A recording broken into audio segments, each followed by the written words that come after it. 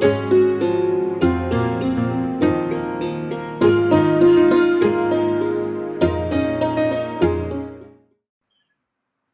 afternoon, ladies and gentlemen, boys and girls. It's Rod Fleming in the Philippines here. What we're going to talk about over the next 10 minutes or so is a thing called Kabaklaan. I may have touched on this before, but it's time to go back. Before we do that, though, can I please remind you, can I first thank those who have helped us? It's really very appreciated. And can I also ask you to contribute?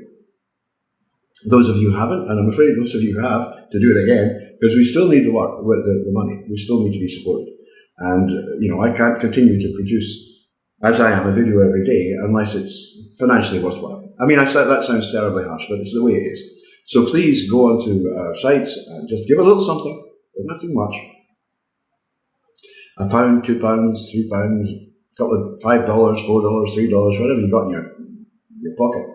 And I'll give you the list of places where you can help. That is obviously PayPal, Patreon. Patreon membership is very cheap and it's very good for us.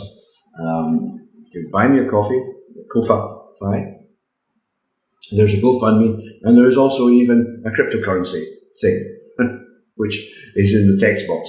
Because it's a great big long address. I don't know how they possibly managed to remember these things. Anyway.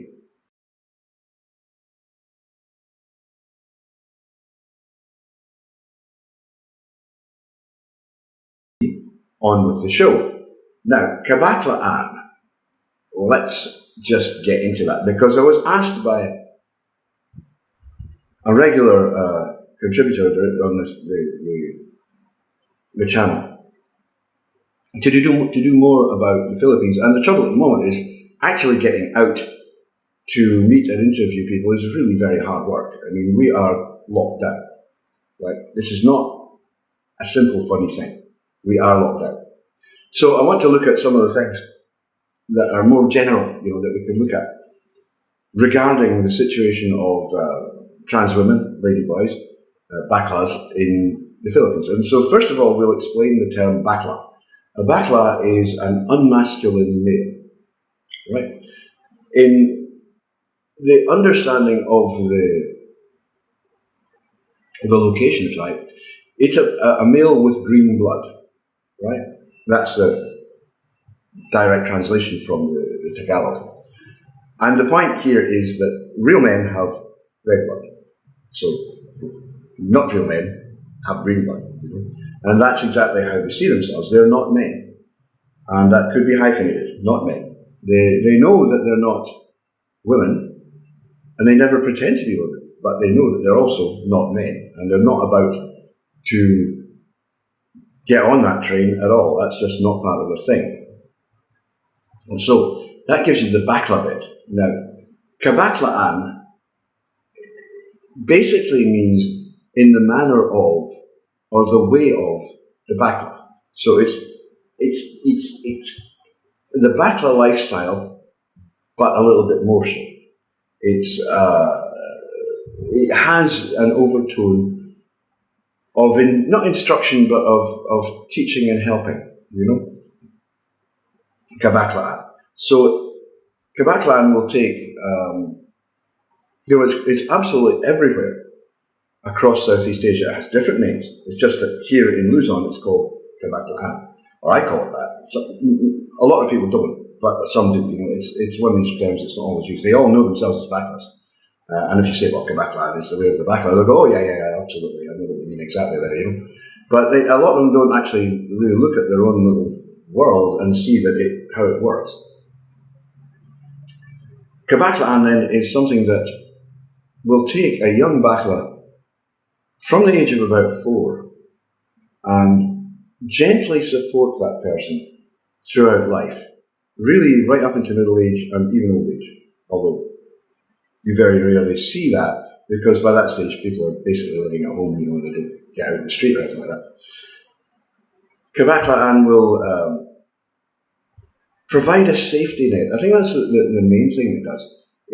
Because young ladyboys, baklas, can face really, really awful abuse from parents, particularly fathers, and especially stepfathers, who really are notorious for violence. And what happens is that, the man is shamed within the group of men, the men group, for having a Bakla son, or allowing a Bakla to live in his household if he's a stepfather. And so he gets it in the neck from all his mates, and he gets drunk and he comes home and he beats the crap out of the Bakla. And I think I've said before, I've met Baklas with permanent scars. And they nearly all have permanent emotional scars. I have met very few Baklas, ladyboys if you like, who do not have some level of childhood post-traumatic stress disorder.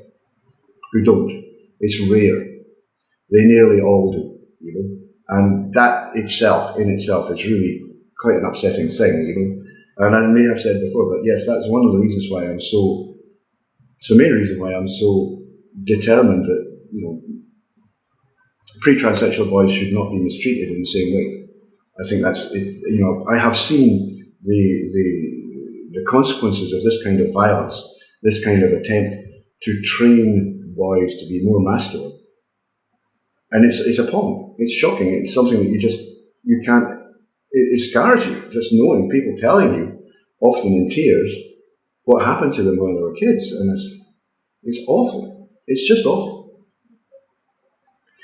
So Kabaklaan is all the other Baklas will rally round a person who's experienced this. They will come round and be like, no, come and cry on our shoulder, come and be with us. We will look after you. As they get older, quite often, you'll find, and I've certainly seen this, and I've been told about it until I'm blue in the face, you'll find that the Baklas are frequently thrown out of their own homes. Again, by the parent, by the father. It's never the mother, it's always the father. When mothers are bad to their kids, it's not because they hate them being Baklas, it's for other reasons. They're maybe alcoholic or there's something else wrong, Fathers, it's always because principally they're transphobic and homophobic, and they may well also be alcoholic, but the principal drive is their hatred of unmasculinity, because they have so much invested in the idea of being masculine. And they can't stand unmasculinity in someone in their household. And quite often they'll throw the person out. So this person is then, as they say, living on the highway. And again, here, Kabaklaan sometimes will come to the rescue and offer to the young person, a bed space. It might even just be a place on the floor. But they'll be inside, and that depends obviously on there being Baklas who have a place that they can do this with. But it does happen, and yes, people are supported that way. So that the Kabaklaan becomes this kind of support network. But it's also a lifestyle guide. Baklas tell each other how to do it. I mean, they all start, Batang Baklas, and I explained what a Batang Bakla is in a previous video. That's the ones that appear at, age 4 or 5. They know what they are, and they never live through any period in which they socialize as men, or even frankly as boys. They're always girls. And so they do exactly what girls do. I don't know if you're parents, but if you have a daughter, then you know perfectly well that she spends plenty of her time with her chums, figuring out how to do makeup and things like that. That's what girls do, and that's exactly what Baklas do too. And they do that within this community that is the basis of Kabaklaan. When they get a bit older, they might think, well, what about entering pageants, beauty pageants? Or maybe doing modelling or something like that. Again, the network, the Kabaklaan network, will come to their help, and people will, perhaps, for example, they might point a young person, towards a manager who's looking for new stars to work with, looking for new people to work with. And that manager, then, the situation is that normally they will provide the dresses and the gowns, the makeup, etc., that a pageant competitor will use, and then they'll take a significant portion of the winnings, usually at least half, right? But at least it's a start. It's a start on the ladder. And these managers are always backless. They're always within Kabaklaan themselves. Frequently they will have been pageant competitors themselves in their younger lives, and they're like, okay, I've got to move on. They're nearly always AGPs.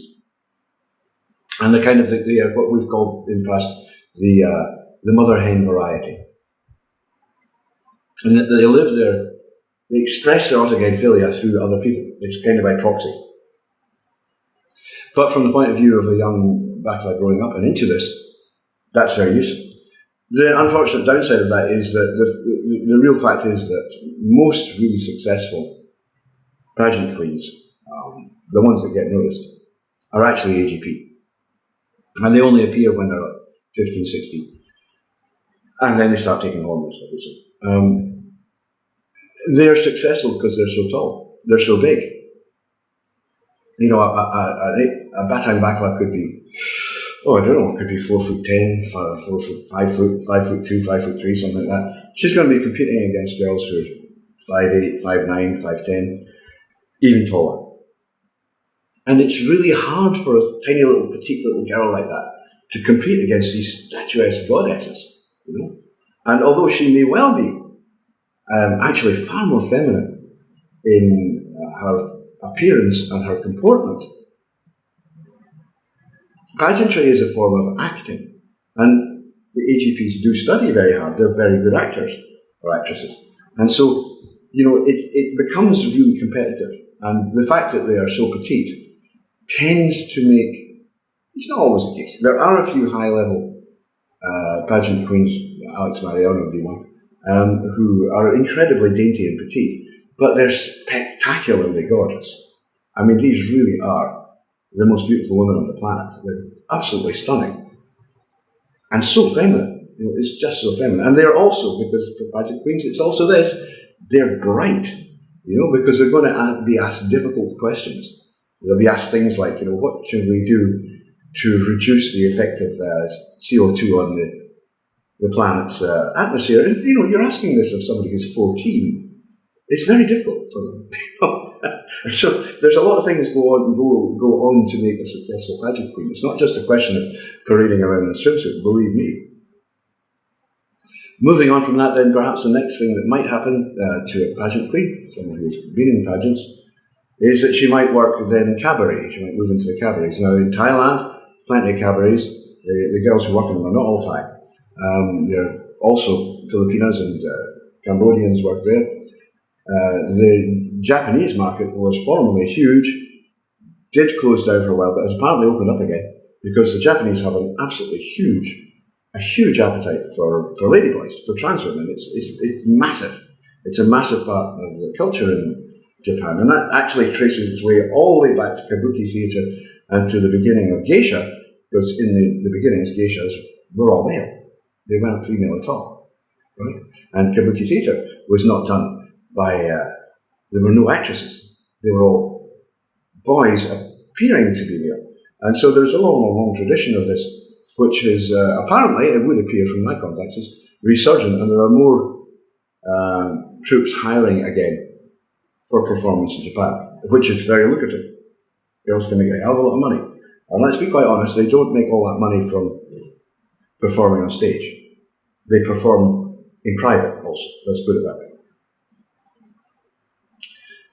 When they finish that,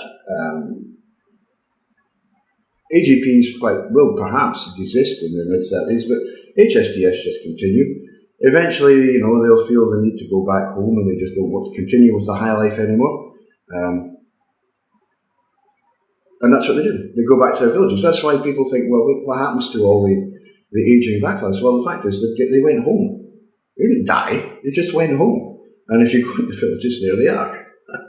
And they're going to be dressed a little bit more conservative, in a more conservative manner. And they possibly have their hair back to shoulder length rather than really long down to their bums and stuff like that. It's just to make life a little bit easier and fit in better. That's all it is. They're still as backlight as they ever were. They haven't changed any. It's not something that you grow out of. You know, this is you for life. What else on Kabaklaan? Quite often managers will fund girls to do what can only be described as working trips, and I'm obviously trying to avoid getting censored by YouTube here, to various parts of the world where there are many men with lots of money. And some of these places are actually very dangerous for Kabaklaan, places like Dubai, anywhere in the Gulf. Yet they're immensely attracted to these places, because they can make a lot of money. And I do mean a lot of money. But they take an incredibly high risk also. A Kabaklaan who is arrested by the police will be thrown into a male jail, right? Now you're talking about somebody who is basically looks like a superstar. It looks like Jennifer Lopez. She's just drop dead gorgeous. She's got big boobs. She's got a body to die for, which she spent years building up. Her hair's long. And you're going to put her into a cell full of sex-starved Muslims, right? And, there's a lot of... It's not very easy for Muslims to get sex, because Muslim women are completely off limits. So what happens is these girls get raped, basically continuously. They get raped by the police who arrest them, they get raped by the men they're thrown into the prison with, and I've even heard of stories which have been backed up by other people, of the girls being put out to work, pimped out to work, in a spare cell, and the police take their earnings and throw them back in the cell with the other guys afterwards. I've heard of situations in other Muslim countries where the particular girl was ordered by a judge who was arrested for prostitution.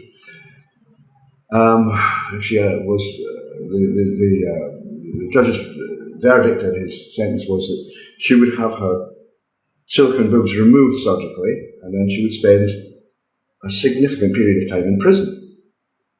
And this is the kind of risk that these girls are kind of forced to take.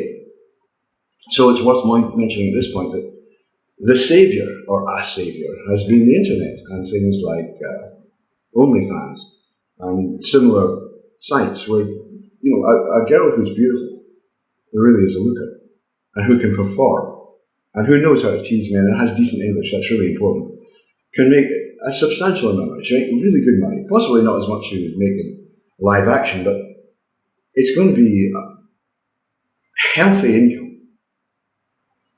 Maybe $1,000 a week, maybe more.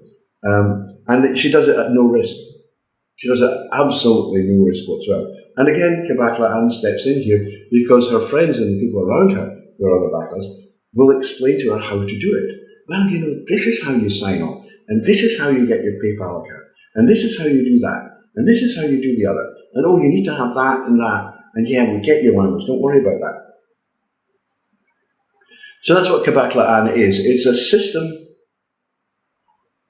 that supports Kabaklaan, especially the long-haired transitioning ones, but also the short-haired ones who don't transition. Kabaklaan don't really transition, they just complete themselves. But, it's just so you know what I mean. From almost literally from cradle to grave. And that's what Kabaklaan actually is. It's a support network. So there you are. Thank you. Bye-bye.